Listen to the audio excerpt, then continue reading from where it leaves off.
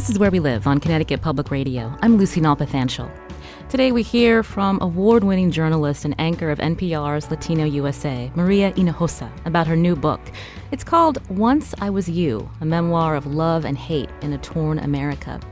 In the book, Maria shared stories of her life growing up in a Mexican-American family in Chicago's South Side, and she tells us how her and her family's immigrant experiences shaped the stories she reported on for decades, for media like NPR, CNN, and PBS. For much of her career, she's focused on people, especially Latinos, who've been affected by American policies. It's her memoir, but it's also a history lesson about our country's immigration system and the people who continue to suffer because of it. I want to welcome Maria Hinojosa to our show. She's joining us via Zoom today. Maria, it's such a pleasure to talk with you today. Oh my gosh, I'm so happy to be here with you. I love your show. Oh, and as you know, even though I live in Harlem, New York City, I have a very strong love and affinity for Connecticut. So hello. That's right. You come here to relax, to get away from the city. It is our escape. Our teeny, tiny little cottage is named Boca Chica, which is, if there are any Dominicans listening, they're going to be like, what? Because it's very funny. We'll be in New York and we're like, vamos a Boca Chica este fin de semana. We're going to go to Boca Chica this weekend. And for us, it means Connecticut. For everybody else, they're looking at like, you're going to the Dominican Republic. It's like, no, I'm just going to go swim in a lake. And that's what I do. I swim and I disconnect and I look at birds. Mm-hmm. Well, and I love it. So thank you to Connecticut. Oh, you have saved my life multiple times. We love to hear that you have a Connecticut tie. Now, Maria, our listeners know you're president and founder of Futuro Media. It's a nonprofit media organization. Connecticut Public listeners can hear you hosting Latino USA Saturday evenings at 6. You also co-anchor In the Thick political podcast, and now you have this memoir out. I have to tell you, I couldn't put the book down. It really inspired me, but your career has been inspiring to so many of us. And we're going to talk about this book for the full hour, so I'm excited to have this time with you. And I was amazed at how personal you got, because you talk about things that for women in our careers, we struggle with balancing our careers with our family. At times we feel this imposter syndrome. You talk about that in your book. You talk about your failures and also trauma that you've experienced. Can I ask when you decided now is time to put this in a book, to sit down and tell people who followed you for years about your life? So there's like every book, there's a story behind the book.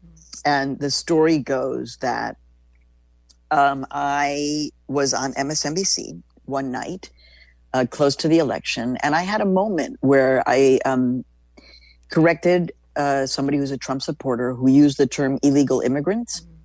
And then he said, those illegals. And I said, there's no such thing as an illegal human being. Illegal is not a noun. The first thing that the Nazis did was to declare the Jews to be an illegal people. And this was told to me by a survivor of Auschwitz, Elie Wiesel, who I met and who I asked about the term illegal. I said, it doesn't sound right. He said, never use the term illegal to refer to a human being. They may have crossed illegally. They may be living illegally in the United States or without papers, but they are not an illegal person. So anyway, that happened and it went viral. It went viral and like 10, who knows how many million people saw it. And there was a sense of like, well, you know what? My chair of the board of directors of my nonprofit, who's a dear friend, said, why don't you write the book Illegal is Not a Noun? And I was like, oh, I can do that. I'll write a little pocket book. It'll be short and sweet because I know what it takes to write a book. It's really hard. It's a lot of hard work and you have to disconnect from everything. And I have, I like to joke, I'm a Mexican immigrant. I've got 16 jobs. I can't disconnect from them. So problem is that the publishing world was kind of like, because I had to find an agent, et cetera, et cetera. I wanted the book to be published widely. And there was just like, not an appetite for that kind of a book, a short little pocket book that we would pick up in the airport, back when we used to fly in airports and stuff like that. So I like to I like to talk about not the failures, but the ups and downs of things, because everybody thinks like, oh my God, it's so great you wrote a book. Look, all of my initial book proposals were rejected. They were rejected. And so I need people to understand, like, all of those Hollywood actors out there who you think they're going through ups and downs. They're not getting all the roles. And those of us in the media, we're not getting all the shots. We got a lot of shots. We're not getting them all. So I like to say that. And I went back to the drawing board and worked really hard with my agent, Adriana Dominguez. And then we really flushed out this idea. And to be honest, we had early conversations with John Karp, who is now the publisher and CEO of Simon & Schuster, when he was the editor-in-chief.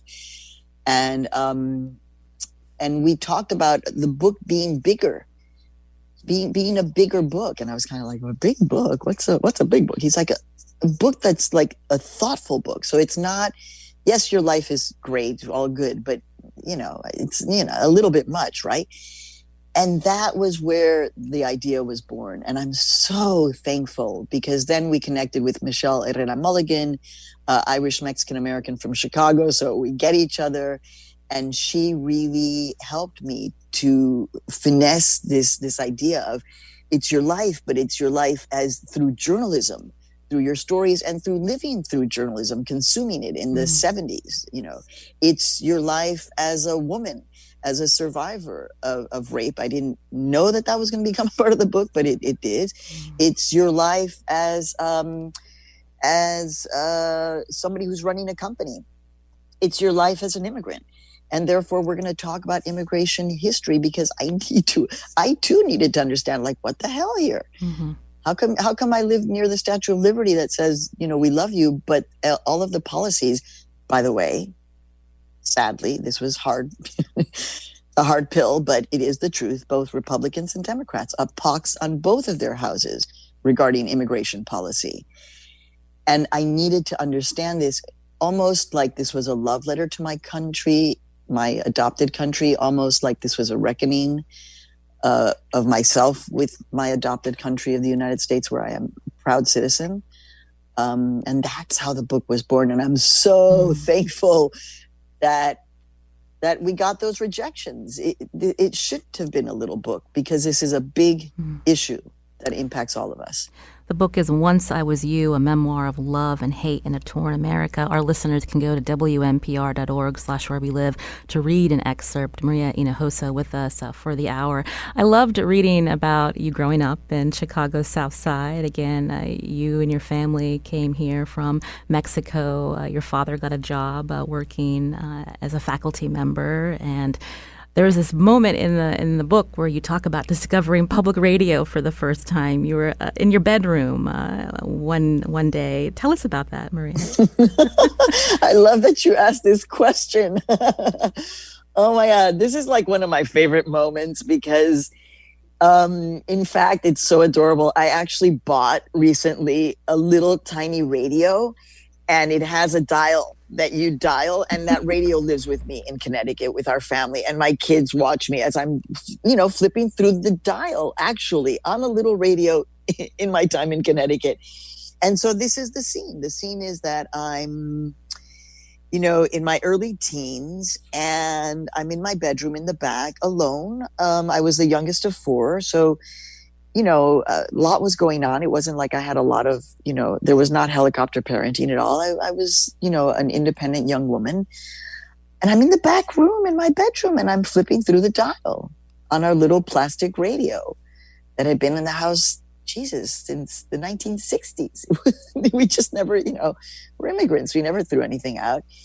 And then I'm just like, the creak, the scratchy, and then all of a sudden it was like a voice that said, and it was a man's voice. And it said something like, in Latin America today, the survivors of the 1973 coup against Salvador Allende have been talking about the beginning of something they call the Dirty War. We went to the streets of Chile, and we wanted to hear from the people there. And then you would hear like, no, es que nos parece. And so and then they'd be like, and in Mexico, a development in the conversation around the Catholic Church and its inroads into preventing human rights abuses, blah. And I was like, what is this? What is, I mean, my head exploded, because radio back then, and a lot of it now, it's commercial radio, which is like fun as a teenager. It's totally fun growing up with radio as an American teenager, and how you move from station to station, from teeny bop station, to soul, to R&B, to alternative rock, to, whatever. It was like fun. But it wasn't this. It wasn't somebody talking. And then it was them talking about Latin America. And I actually had heard, this is the beautiful thing that was revealed to me in the book, in the writing of the book. I was like, no, you heard public radio first in Mexico. That's where you heard public radio, because there is a long tradition of public media in certain countries in Latin America, Mexico being one of them. So Radio Educación, which means radio education or education radio. Radio Educación is Radio Pública, or Canal 11, Channel 11, was public television.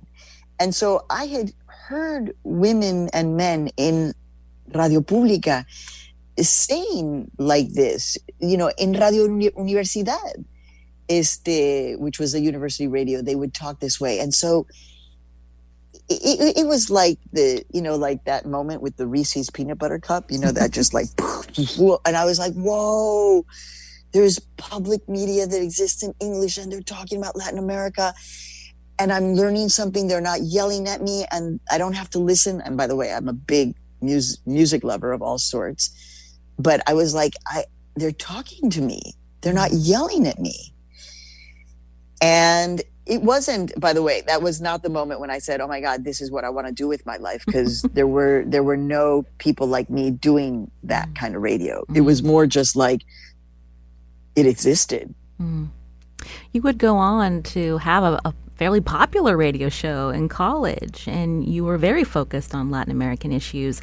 That focus, that reporting, is what helped you get your first job at NPR Weekend Edition. You talk about that. What was it like to be the first Latina there, working as a journalist, Maria? At NPR, it's so funny that I've gotten this question a lot, especially from Latina journalists now who are in the business, in the mainstream.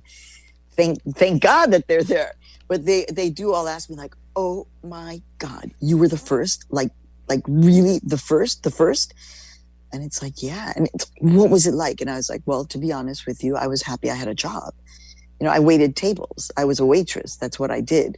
Even when I was a freelance beginning journalist at the NPR bureau here in New York, I would go there during the day, and at night I would wait tables. And I remember there's a part of the book where I write about waiting tables. I don't know if there's anybody in the audience who remembers a place called Caramba in New York, and that's the way it was called, Caramba, which is in Mexican Spanish is caramba, which, it's kind of, it's like, wow. So the restaurant, it was like the first big Tex-Mex restaurant. Well, I worked there in the evenings, and I was so ashamed if any of my NPR colleagues, Mike Schuster came in to eat there, was a longtime NPR correspondent. Margot Adler, may she rest in peace. Love Margot Adler. She came in to eat there, and I was like, please don't let them see me. So I had a job. I was happy, and yes, it was weird. I mean, yeah, I could tell everybody. I mean, of course you were being looked at. there was no, so you were like, okay, and that kind of helped me to understand, like, look, your uniqueness in this situation is something that you have to own. It becomes your superpower. That's when I define myself as Maria Hinojosa and not as Maria Hinojosa, who I was, by the way, and people can call me Maria Hinojosa and I'm fine with it. But for me, I was Maria Hinojosa, and I understood privilege. My dad, may he rest in peace, he was a medical doctor, dedicated to research, frankly, a genius. He helped to create the cochlear implant. And, we were not wealthy at all, but he was a professional. And I got to go to the University of Chicago High School. And then I got to Barnard here in New York City. And when I got to NPR, I was like, well, yeah, you're scared and you feel out of sorts, and you're the only one who's kind of dressing up because, I'm Latina. So it was all about my fashion. I mean, I had my 6-inch heels because I'm 5 feet tall. So I always wear heels. I had my look, I had a look. I stood out. And then I would force myself to raise my hand in the editorial meetings. I would push, take my left arm and just push up my right arm and force my hand to go up. And I would force myself because I was so scared and I just didn't want to be rejected. And I said, you have privilege. Therefore, you have responsibility. Speak up. Speak up. Own your voice. Do it for everybody. Do it, come on. You got this. But there were those moments where you felt out of place and you didn't have that confidence that we know you to have these days. Maria, I wanted to read this quote from the book when Jay Kernis, who was the Morning Edition creator, when you were first hired to work on Weekend Edition with Scott Simon, and he said to you, "I've never met a Latina, Ivy Leaguer, radio producer, international traveler who loves theater, speaks 2 languages, and is so politically aware. I doubt there are any more there like you." When you look back and you think about when he said that to you, what was your reaction, Maria? I looked at him and I said, of course there are. There are a lot of us. And he was like, well, I want to hire you right now. And I was like, all right. And then soon afterwards, Jay and I, by the way, are colleagues. We work together. He's a producer at CBS Sunday Morning. He has produced me for that show. And I love Jay. And we're very honest with each other. And I think that's all we ask really is honesty. And so I said to him, of course there are a lot. And he said, well, let's the next time. And Cecilia Weissman, may she rest in peace, my best friend from Barnard, she was the next one hired by All Things Considered. They asked, or Jay said, hey, you hire this other fabulous Latina woman. She's amazing. And so Cecilia was the first Latina to work on All Things Considered, which really is a huge deal. And so, I think that's important, like the honesty of the moment. Jay was being really honest because he had never met anybody like me. And by the way, Jay is the creator of Morning Edition. So he's, a brilliant journalistic media mind. But he was honest. He was like, wow, I've never met anybody like you. This must be like the only one. I was like, come on. And he didn't take it badly. And in fact, as I said, we became close. And that's, as I said, what we want is just like an honest conversation. I was thinking to the newsrooms I started working in the early 2000s, and I was one, if not the only, woman of color journalist in a newsroom of many white men. And even today, Maria, in 2020, newsrooms around our country, especially in public radio, are being held accountable. Why there are not more journalists of color working in these newsrooms? When you think about what you went through in the 80s and how this is still an issue today. It makes me crazy. It makes me crazy because somewhere along the line, our fellow journalists who are white and often male got this idea that this was some kind of a political argument. That the conversation about really thorough, deep representation, quote unquote, diversity, equity, was somehow a highly politicized conversation. I was accused of being too political. This was one of the things I was, to be a so-called rabble rouser because you want to bring more diverse voices into public media. That's not radical. That's not rabble rousing. That's not political. It's actually, one, doing the best journalism that we can. And two, it's actually the smartest market decisions that you can make. Because the more representative you are in your media, the more audience you're going to have. The more audience you have, the better it is all across. One, I believe journalism is a mission. I that's why I have a nonprofit media company, because I don't believe that this is about making money. But okay, if it's about making money, well, reach the market. Understand that your market is diverse. And I just don't understand how you wouldn't want a newsroom where you can get the most kind of opinions. That's what our newsroom looks like. And we're always trying to increase, like my newsroom, Futuro Media, that produces Latino USA, In the Thick, the Politics podcast, and more. We are diverse, including white men, by the way. But we're always thinking how we can do better. So this is incredibly frustrating to me. I have to say, even now, as we get closer to the election, there's a real conversation among Latinos and Latinas about a kind of erasure of Latinos and Latinas leading up to the election, which is really crazy because this group is really the most targeted and kind of focused on by at least one part of this presidential campaign, and that would be the Trump administration, that their entire argument is to build a wall because caravans of sick, contaminated, people who want to trample over your country and make you all speak Spanish are going to take over. And it's just like, what are you talking about? So the fact that there are not more Latinos across the board in media, and I mean much more, like not one or two. What is this that there are no Latinos in the presidential debates? ¿Qué es eso? How is that possible? Latinos, apart from white voters, and it's okay, these terms are but Latinos are the second largest voting bloc, 32 million potential voters, larger than the African American voting bloc. You would not know that from the media coverage, from the conversations, from the ways in which the policies that this administration has used are in fact attacking these communities. I mean, what is this contradiction that we're celebrating essential workers, that essential workers are all the food workers, many of whom we know are undocumented. No surprise. Okay, we know this.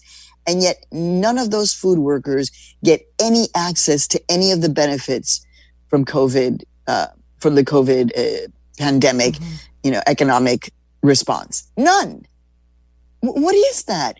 How can you treat a people that you are saying are essential? How can you treat them like this? Which is why last week when I was on another public radio network, WNYC, sister in New York, and I was saying to my fellow New Yorkers, when you see Latinos and Latinas in your community, say thank you to them. Yeah, that's what I was doing when I was, finally able to walk out and go up to Broadway, and I would see my paisanos and paisanas working in the grocery. Gracias, paisano. Óyeme, gracias por tu trabajo. Thank you for your work, paisano. Paisana, thank you. I would see the nannies still during the pandemic with children that they're caring for. Gracias, señora, por su trabajo. The pizza men who were delivering all of the food that New Yorkers were eating. Thank you. So, by the way, my father was a medical doctor. He was not delivering pizza. So please do not think that all Latinos deliver pizza. We do. We're proud. We're proud to be, serving food, cooking food. But that's not all what we do. We do many, many other things too. Sorry about that. So, this is where it gets really frustrating, the lack of diversity. Because if we had more Latinos and Latinas in the media across the board, I don't think we would have gotten to this point where we are. This is Where We Live on Connecticut Public Radio. I'm Lucy Nalpathanchel. My guest today, Maria Hinojosa, talking about her new memoir, Once I Was You. She's president and founder of Futuro Media. She's host of NPR's Latina USA, co-anchor of In the Thick political podcast. We're going to talk more about her book, about her life, her career, and about the people that she's covered for more than 30 years, right after this break.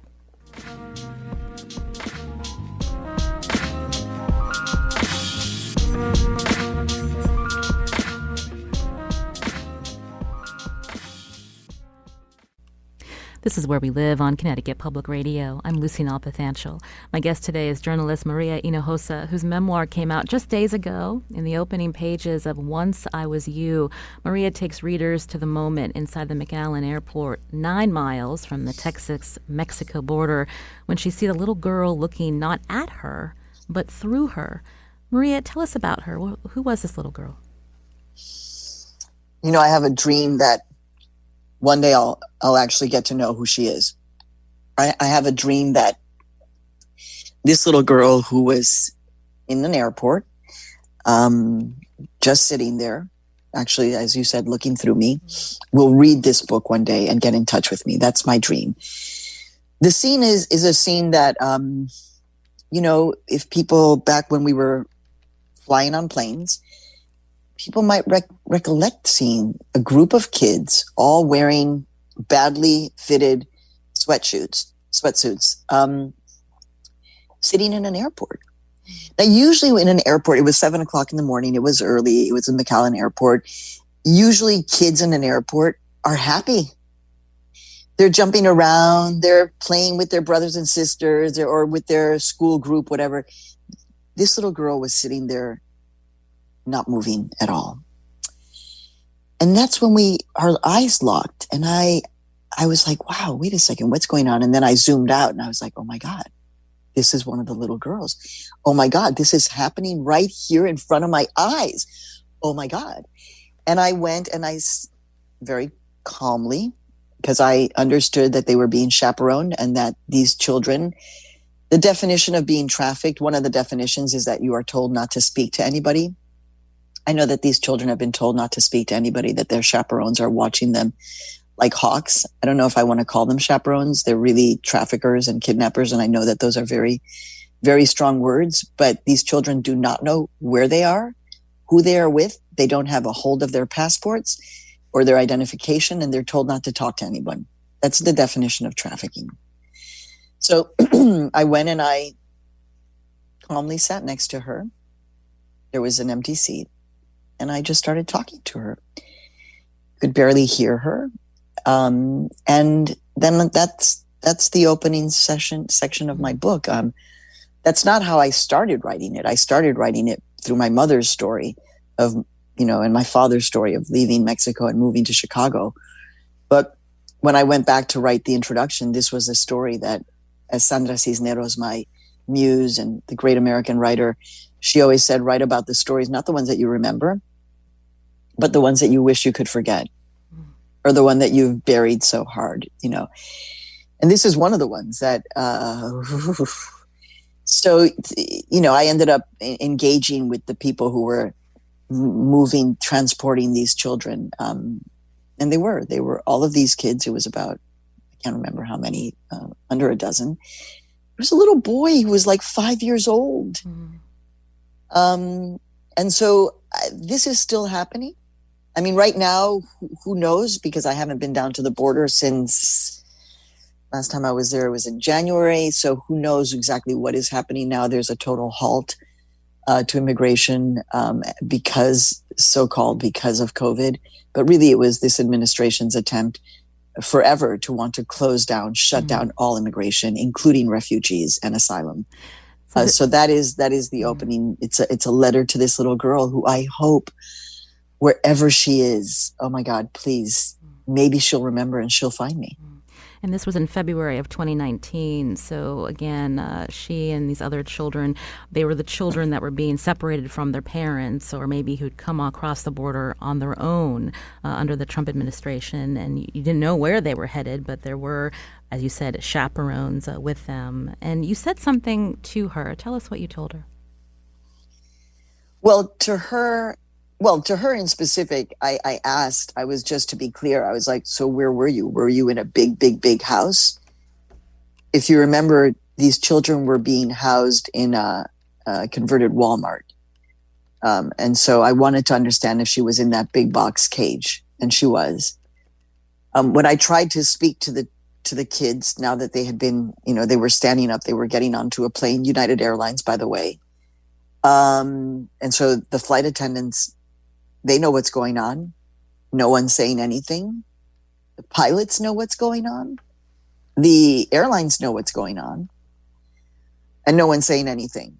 So when I was told by these people who were moving these kids, they no, you can't speak to them. Then I just, I started saying out loud in Spanish, and I started speaking to them, but I was speaking to the people who were transporting these kids. And I said in Spanish, and I'll say that for a moment here. I was like, es que estos niños tienen el derecho de hablar con una periodista si quieren.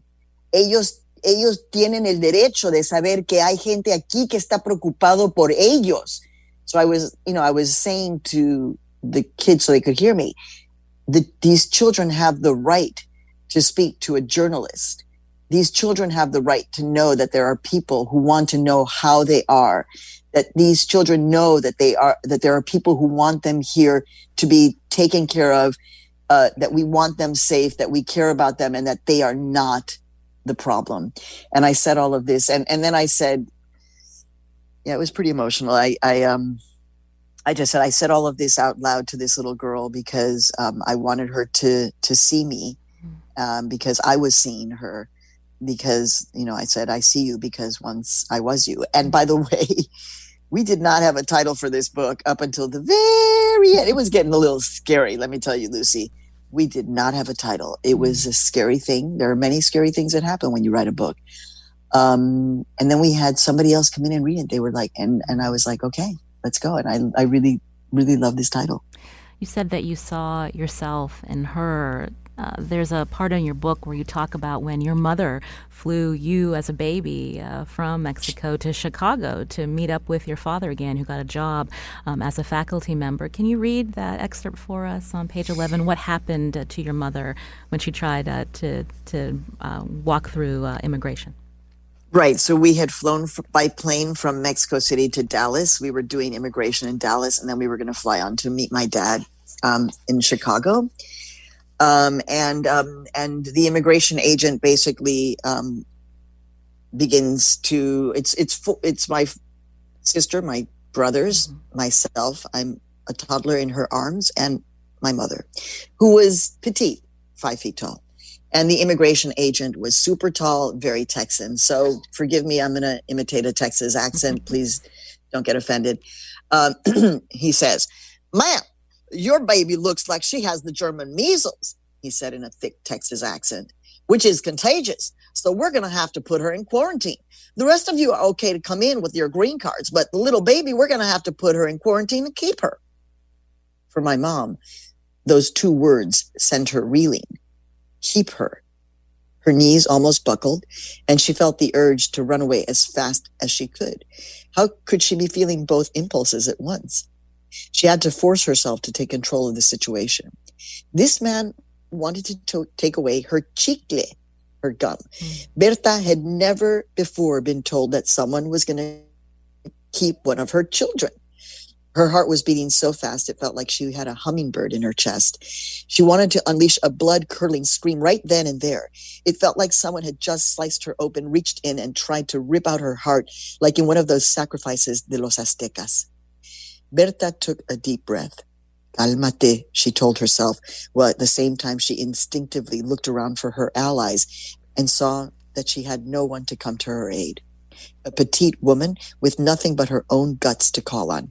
She would have to defend herself. "Sir, I am Berta Hinojosa.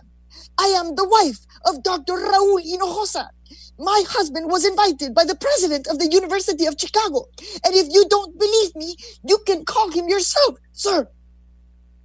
I often imagined that moment when my mom's inner voice of maternal strength and anguish came shooting up from within her in the form of an anaconda that wrapped itself around the immigrant agent's biceps and started squeezing out for blood, coming in for the kill, like a mother tiger protecting her cubs.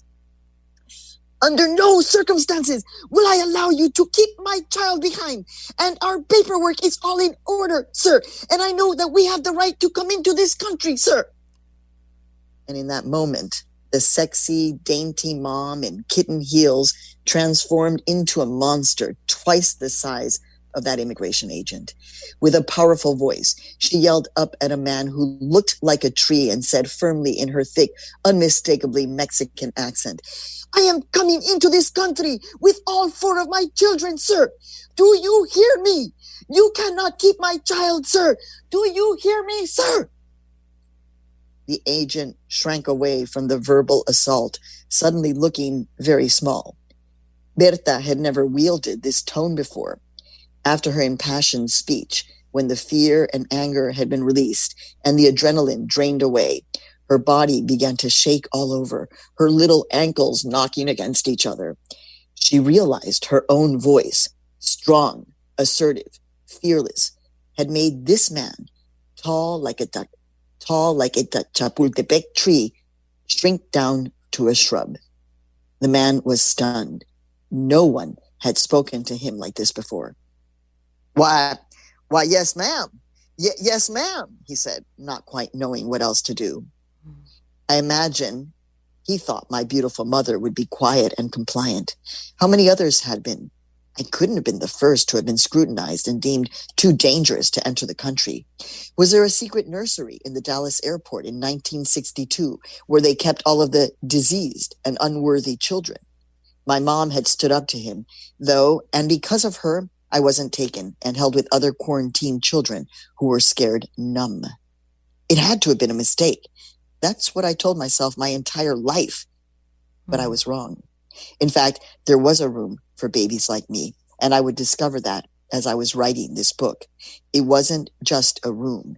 It was an entire system, decades in the making. You're hearing Maria Hinojosa here on Where We Live, again, reading from her memoir, Once I Was You, a memoir of love and hate in a torn America. You, in your reporting career, Maria, you covered these detention facilities, these private prisons to hold people who weren't undocumented under the Trump administration. So many Americans horrified when children were taken away from their parents. Just this recently, just in the last week or so, there was this terrible story out of Georgia, one of these detention facilities, allegations from a whistleblower complaint that a doctor had been performing unwanted hysterectomies on women detained there. When you think about all the reporting that you have done, what you have seen, and now this latest story out of Georgia, what comes to your mind? Of course, I'm horrified, but I'm completely not surprised. The things I'm going to say right now, I want to warn the audience, are going to sound very shocking, but they are true. The things that I'm going to say, actually, I cannot prove, but given all of the reporting, this is part of this plan.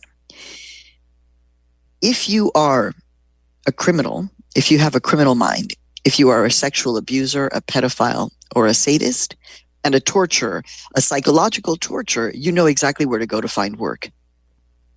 You will go and get a job at an immigrant detention facility where you barely have to show a high school diploma. What background checks? Do immigrants deserve people taking care of them who have background checks? Why? Immigrants are called illegal people. They are called animals by this president. And so they don't deserve anything.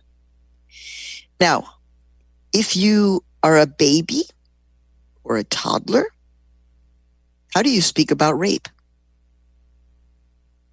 We know that there are children who are being held in cages. We know that women, I have been reporting about women being sexually assaulted, raped, men being beaten, off the camera angles, people being fed food with maggots, people being over-medicated. We reported about this. I've been screaming, I've been sounding this alarm since the Frontline came out in 2011. I've known the detention facilities, basically, they ramped up starting in 2003 under George W. Bush. We've been talking about this. People have died inside.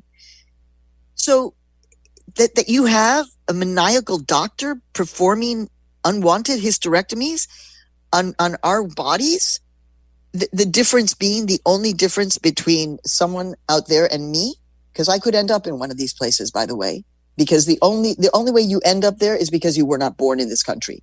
That's how you end up there. Please do not be under the illusion that, oh, it's just the criminals. Oh, it's just those. No, this place is filled with your neighbors. You have neighbors who have disappeared. They're being held in these places. Their children.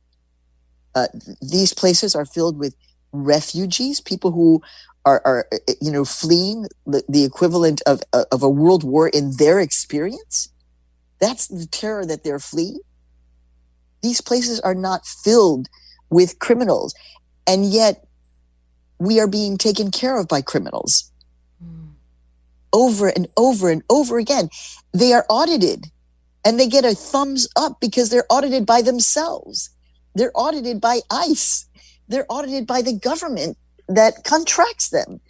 It's a corrupt system. So that, no, of course I'm not surprised. I know right now a woman is being sexually assaulted in a detention facility someplace, and I know a child is more than likely being psychologically, if not physically, tortured at some point right now. Do I have the paper?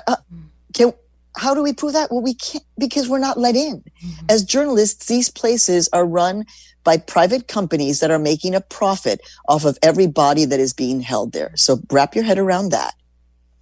And many of your companies and your universities and your investment stocks are tied up to private prisons that are making money off of, and they exist in Connecticut, by the way. Don't be surprised. They exist there. We need to take a quick break. Again, my guest today, Maria Hinojosa, who wrote her memoir, Once I Was You. It just came out this month, a memoir of love and hate in a torn America. We'll continue talking with her after the break.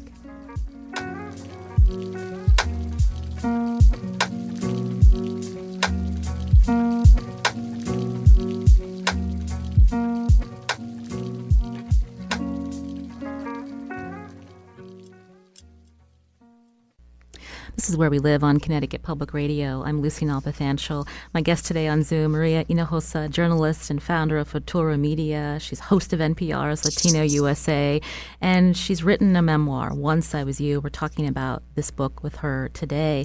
I wanted to pick up where we left off, Maria, because when we hear about your reporting, we hear so many facts, even though, as you mentioned, a lot of journalists can't get into these facilities to find out what's happening to these undocumented immigrants. Again, a whistleblower complaint out of Georgia is how we're hearing about these allegations against a doctor performing unwanted hysterectomies.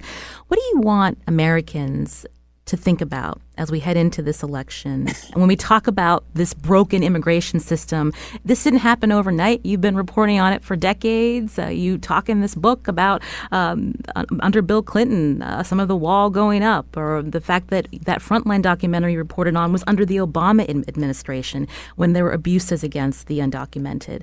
So what do you want Americans, when they read your book, to understand about what role they have to play in all of this? So it's interesting, Lucy, because I want to make it clear that the people who are in these detention facilities, not all of them are undocumented. Mm-hmm. So that's one thing. Mm-hmm. Again, you would be surprised, but please don't be surprised, because I've been saying this for over a decade now. But there are many people who are being held in these detention facilities who have green cards. In Connecticut, marijuana is legal in Connecticut. If an undocumented, medical marijuana. Mm-hmm. So if an undocumented immigrant is caught smoking a joint on the streets of Hartford, that undocumented immigrant, for smoking a joint, which basically is now medically legal, he would be picked up and processed for deportation. But if you're a green card holder and you're smoking a joint on a street, and you're picked up by the police, you too can be taken straight into a detention facility. I hope people understand that. The whole notion of painting immigrants like some kind of a threat is part of the narrative. And that's exactly right, Lucy. What we're doing with this book is to try to deconstruct the narrative And the narrative that paints immigrants as some kind of a threat is more powerful, I think, than the narrative of the Statue of Liberty, frankly. It is more consistent. And it affects us and infects us. I was writing a section, I'm going to be very honest with, well, because I'm honest, that's how I do things. So, and I like to reveal that we all have faults, right? I was writing a section of the history book about the exclusion, the Chinese Exclusion Act, which actually begins with the exclusion of Asian women. Before the Chinese Exclusion Act, excluding Asian women. And I wrote something that I had heard, right? Oh, because they were prostitutes. And what? No. My editor was like, no, who is Katie Salisbury, who is half Asian, said, no, what is, and it was like, holy, whoa, this is what they labeled. No, those women were coming to be reunited with their husbands who were working building the railroad. But the very first people excluded by law were Chinese Asian women. That could have been my mother too. So I want everybody to realize that you have a responsibility now. This moment of understanding our responsibility in tearing down disrespect for Black lives is the moment when we are also tearing down this anti-immigrant reality, which is built on anti-Indigenous hate, anti-Black hate, anti-immigrant hate, right? It's all tied. The immigrants, and by the way, especially in Connecticut, please do not, immigrants are from everywhere. We are from Africa. We are from the Middle East. We are from Pakistan. We are from Ireland and Canada. So your Irish neighbor may be undocumented. How do you know? You don't know. That's what I'm trying to say, is that I hope that this book touches your heart. Raul Castillo, the actor who was the first reader of the book, said, oh my God, I feel like I'm armed with information. And I really was not expecting that. But that was like, yes. Okay, you know something about my personal life, but yes, now you're armed with information. That's what I hope. And that people not just are armed, but then, and I mean that, I'm a peaceful person, but I think, that you have the boxing gloves to be able to have that argument and then defend your country in the sense that we got to do better than this. Maria, there's so much in your book that we didn't get to. I really wanted to talk with you about... I'll come back. I don't live far. I'd love it. I really wanted to talk with you about how candid you were about the trauma that you experienced. Again, you're a rape survivor, but also as a journalist covering stories after 9/11, seeing what you did see in these detention facilities. But hopefully this intrigues people to pick up the book. It's well worth your time. Maria Hinojosa, thank you so much for joining us here on Where We Live. Thank you so much, Lucy. I love your show. I love you. I love Connecticut. I'm kind of gushing. I do hope people fall in love with this book and let me know. Tweet at me, shoot me an Instagram. Oh, the dog's about to bark. But yes, that's what it is. I love being in touch with you all, and I really hope it connects with you. And thank you so much for this beautiful interview. Thank you, Maria. Again, Once I Was You. You can read an excerpt on our website, wnpr.org/wherewelive. Today's show produced by Carmen Baskoff. I'm Lucy Nalpathanchel. Thanks for listening.